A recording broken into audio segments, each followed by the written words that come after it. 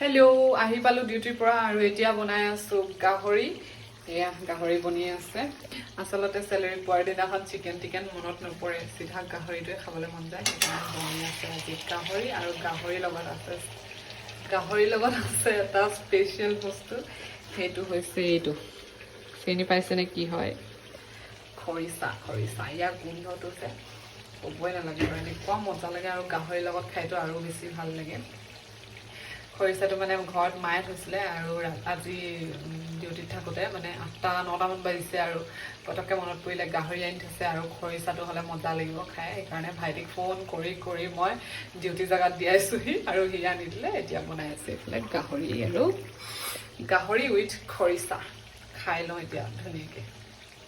বাই আৰু কাৰেণ্ট নাই আজি অলপ আগত বতাহ দিছিলে একদম মানে কাৰেণ্ট গ'ল এতিয়া মোবাইলৰ লাইট জ্বলাই বনাবলগীয়া হৈছে ভাতো সেনেকেই খাব লাগিব উপায় নাই আৰু বাই